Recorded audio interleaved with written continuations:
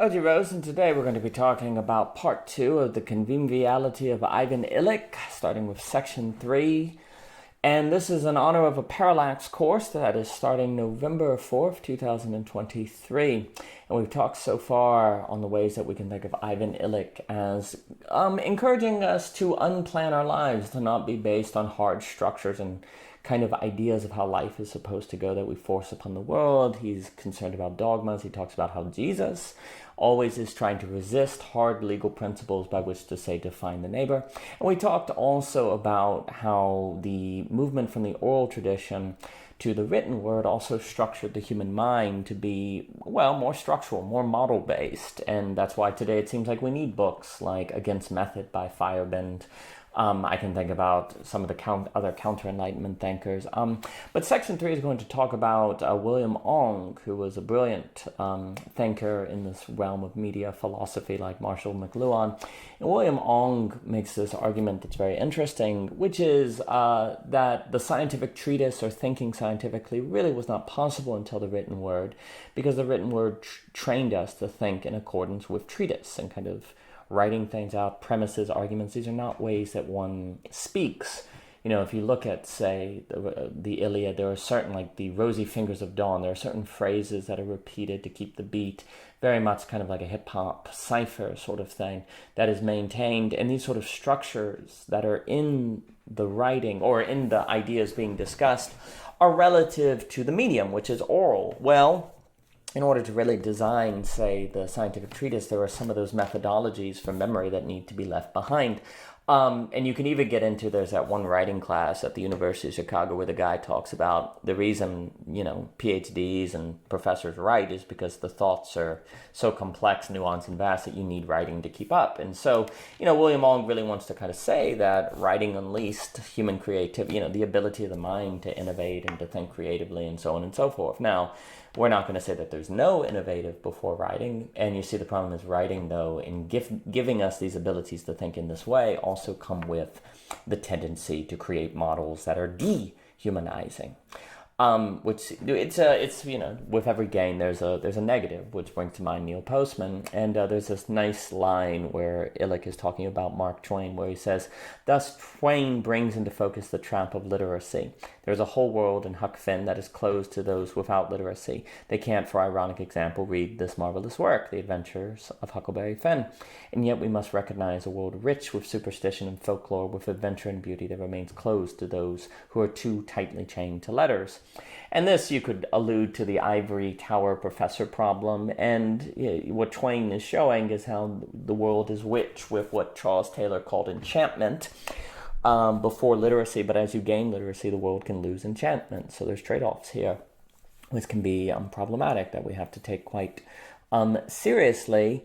And Illich also wants us to understand that modern institutions are basically like rituals. We don't call them rituals, but these rituals themselves come to structure our consciousness in a manner that may be against enchantment and what is humanizing.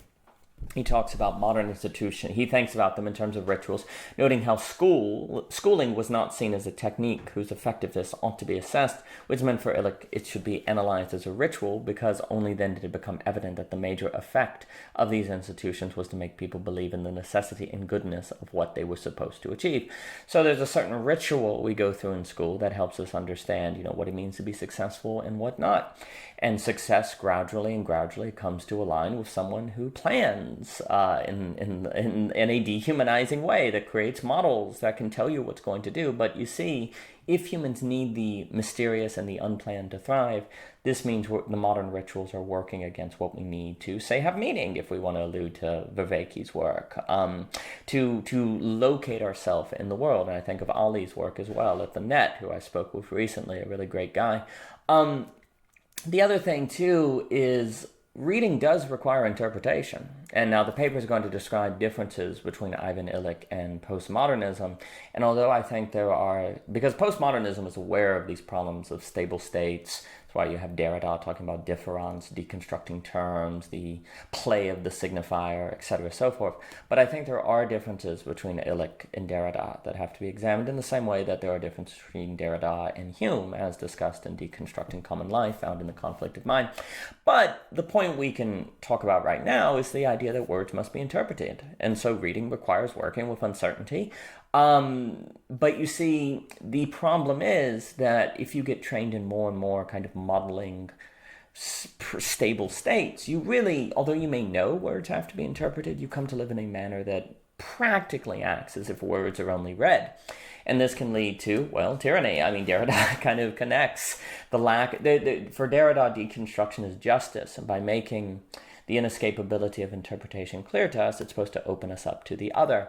Now, the difference between, say, postmodernity and Illich and their strategy to work against, essentialism, totalizing, and so on and so forth, might be that Illich wants to emphasize working with uncertainty personally in the encounter of the Good Samaritan on the side of the road, while in Derrida we see a hermeneutic emphasis on really kind of drawing attention to the method of interpretation. Now, both approaches have a lot of value, and Derrida is clearly engaged in one to get to, he's clearly engaged with our relation to the text because everything is text, so this also applies to the other. But there does seem to be a difference in what they focus on and what they discuss for good and for bad. I think Derrida is deserving of a lot of praise. The paper is also going to talk about the unarmored test, which was inspired by Raymond, who I adore, and Owen, and I love speaking with him. And I think the unarmored test can help us understand some of Illich's thinking, or how we can live like Illich, and we'll talk about in the course of Parallax. And I think also, if we don't realize how our brain is structured by our media technology, then that's going to increase the likelihood that our tools make us more than we make our tools. And Illich tells us what's happening now.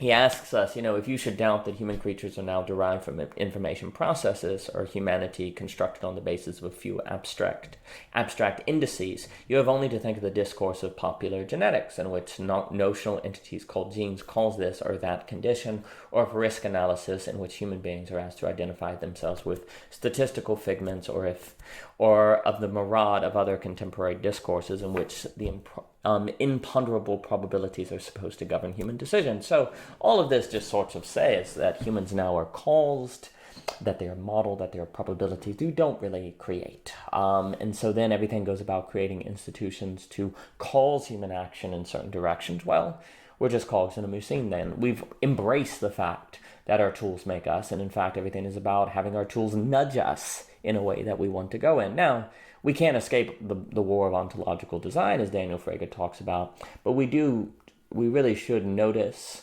how much we really are being made by our tools if we want to be made by them better. The paper is also going to talk about how the more we are totalized in our thinking, the more totalitarianism becomes possible. The Illich is also going to talk about problems with modern healthcare and how we've lost the ability to engage in the art of dying, to believe in our own ability to be sources of our own health. We've outsourced all that. And the more we outsource and give to experts, the more we are ascribing to a planning ethos. We're going to give it to the planners, the central planners, the people who know what they're talking about. But Illich goes through schooling, medical, politics, and just shows that the expert class is not as expert as we think. And that is a point that the great Joshua Hampson emphasizes in his new book, Critiquing Academia, and that came up in our recent talk. And they also are teaching on Virilio soon, that on Owen and Joshua will, that I think will be just magnificent. They're wonderful scholars. Also, Illich just wants to make this point that an increase in the rate of innovation is of a value only when it is rooted in tradition, fullness of meaning, and security. You see, as being a human being, so if we have all these innovations, but we lose the ability to be prepared for life and become crippled by a need to plan for life, then we're in big trouble. And we're really not going to be able to engage in self-defense, philosophy of self-defense, which I'll talk about all the time for David Hume. And David Hume, we can see philosophical, abstract, and non-contingent justification for power, which leads to a spread of the philosophical consciousness that makes totalitarianism possible for him, that we talked about. And what Illich wants to say is, like, so for example, society is no longer dependent on the energy source of human metabolism. He has some amazing thoughts on that. And now agriculture, manufacturing, and war are machine powered. Well, then there's much less limit on how these things can be used by the system. So Illich's going to talk about that. He's going to talk about how today we treat planned thinking as real thinking. And anyone who's, say, good at improvisation, making things happen, skill, discernment, all of those are treated as not being true thinkers. And this leads to a lot of dysfunctions in the human experience and what it means to be human. So how might we guard ourselves against those devolutions? This is something we have to take very seriously. For more on the Parallax course, please visit Parallax, and we're really looking forward to what's coming up. You can find more information about it there and in the description of this video. And thank you so much for your time.